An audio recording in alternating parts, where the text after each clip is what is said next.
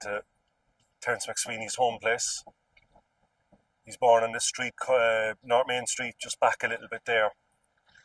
And there's a lovely mural of him on that, on an electricity box back there. And there is a marking on the facade of the house, but it's probably not prominent enough for my liking. But yeah, so it's funny now. This is the street where he would have began his life. Cork Military Detention Barracks would have been his last stay in Cork, his last night in Cork. And from this street to Brixton, that's his story, you know. There she is now, Cork City Hall, Cork, inside that building, the original building anyway. On the 12th of August 1920, the building was raided and it led to the arrest of Ardmhéara Corky, Terence MacSwiney, Terence MacSwiney, the Lord Mayor and 10 others. From looking at the British newspaper archives, I think there might have been another motivation for the raids and the arrest. What was ongoing in the City Hall at the time was a Republican court, or the Dáil court. So they had judges from the community, the likes of Margaret Buckley, for example, was appointed. The crucial thing about it was the British newspapers state that there was a case to be heard in the City Hall which involved an English insurance company, a large English insurance company. One of the newspapers says it was the biggest at the time. We're talking about a British capitalist institution giving recognition to a Republican court. So it gave authority to the Irish Republic. Basically, after MacSwiney was arrested in the City Hall, the 10 others, this was their destination for the night. Probably then was Victoria Military Detention Barracks. I suppose the gates up here are the gates that MacSwiney will walk through. The 10 that arrived in with MacSwiney gave false names.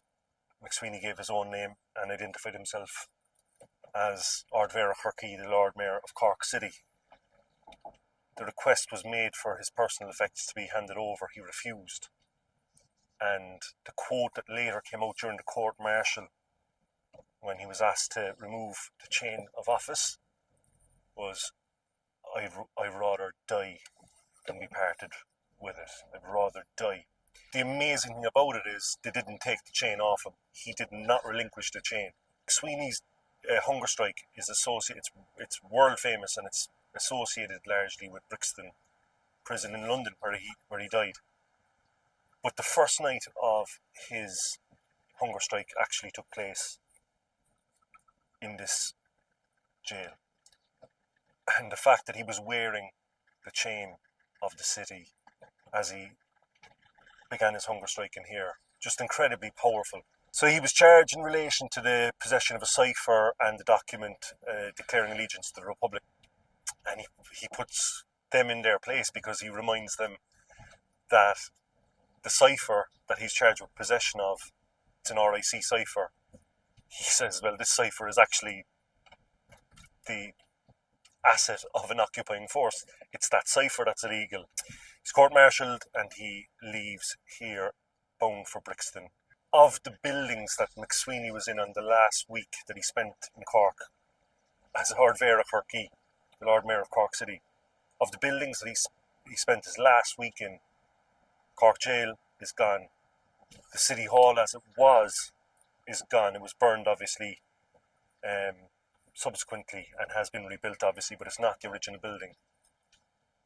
The only building in that chain of events that still stands today is this building here. Kent McCurtain MacSwiney, Kent executed in the military detention barracks.